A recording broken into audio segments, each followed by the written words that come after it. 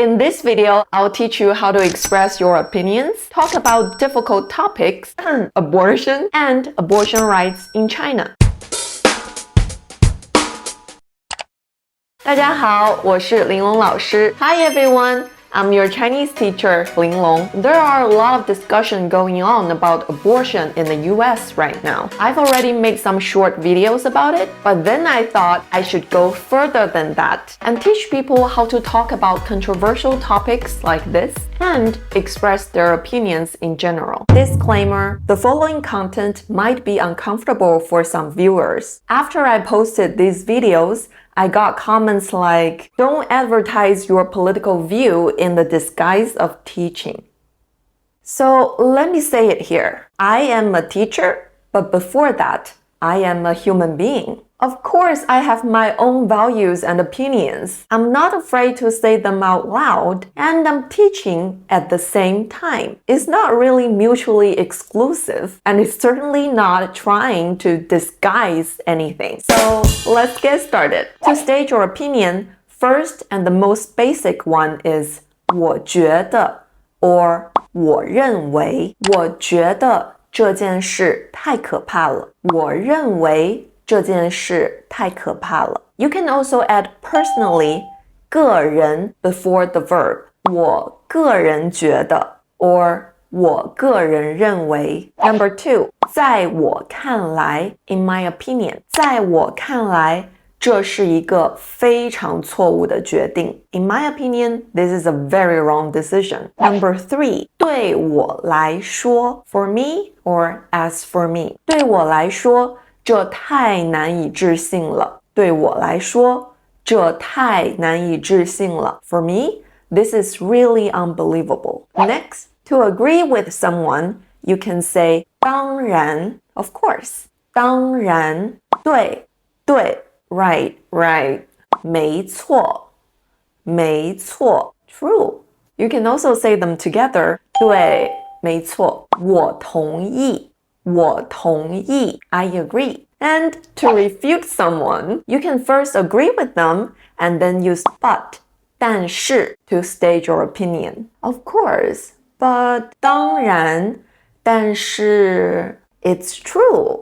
But 对没错但是 I agree with this. But 这个我同意但是小婴儿那么可爱怎么可以伤害他们？小婴儿很可爱是没错，但是 to respectfully disagree, we can use 我不同意 or 我不太同意。我不太同意这个观点。I don't agree with this view. I don't think so. 我不这么觉得 or 我不这么认为。I got your point, but blah blah.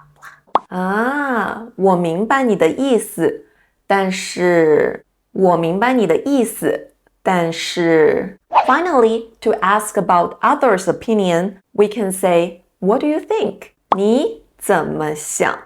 你怎么想？你怎么看？你怎么看？你觉得呢？你觉得呢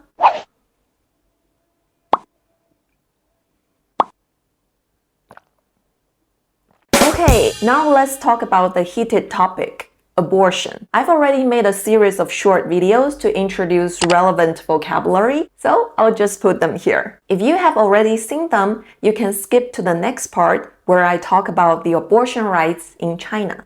Abortion, 堕胎 legal, 合法 the right to do something, 权利 horrifying, 可怕。在美国很多人失去了合法堕胎的权利，我觉得这件事儿太可怕了。你觉得呢？